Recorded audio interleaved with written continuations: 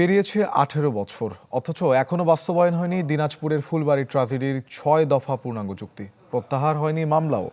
অন্তর্বর্তীকালীন সরকার গঠনের পর আশার আলো দেখছেন ভুক্তভোগীরা, চান পূর্ণাঙ্গ চুক্তির বাস্তবায়ন।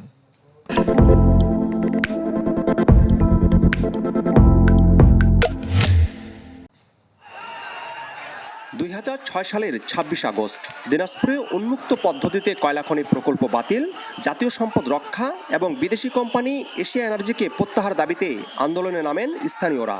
সে সময় তাদের উপর নির্বিচারে গুলি চালায় আইনশৃঙ্খলা বাহিনী।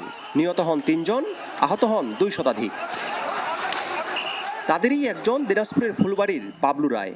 আইনশৃঙ্খলা বাহিনীর গুলিতে হয়েছেন পঙ্গু, শরীরে ধরেছে পচন। তার আক্ষেপ, ঘটনার পর তৎকালীন সরকারের করা 6 দফা চুক্তির পূর্ণাঙ্গ বাস্তবায়ন এখনো হয়নি। বিচারের আওতায় আসেনি অপরাধীরা। অন্তর্বর্তীকালীন সরকার গঠনের পর দেখছেন আশার আলো। যারা গুলি করছে, এখানে যারা নিহত হয়েছে, যারা আহত হয়েছে, তাদের অবশ্যই সরকারের উচিত ছিল যে বিচারের আওতায় নিয়ে আসা, কিন্তু সেটা সরকার করেনি।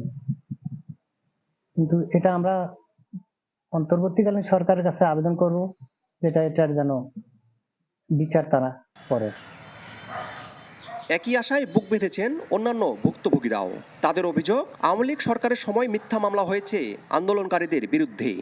আমার ছেলে রাজশাহীতে লেখাপড়া করতেছিল, তাকে ঘিরে বড় ছিল, বিডিআররা পিছন দিক থেকে তাকে গুলি করে মেরে ফেলেছে অন্যায়ভাবে।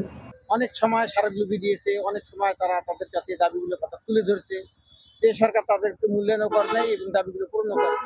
ফুলবাড়ির আন্দোলনকারী নেতাদের উপরে এশিয়া এনার্জির দালালরা তারা মিথ্যা কেস করেছে, ফৌজদারি কেস করেছে।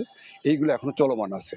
আমরা এই পরিবর্তিত পরিস্থিতিতে সরকারের কাছে আমাদের আহ্বান, অনতিবিলম্বে এই কেসগুলো প্রত্যাহার করতে হবে। বাংলাদেশের কোথাও প্রাণ প্রকৃতি এবং কৃষিজমি ধ্বংস করে, আপনার বসতবাড়ি ধ্বংস করে উন্মুক্ত পদ্ধতিতে কয়লা উত্তোলন করা যাবে না।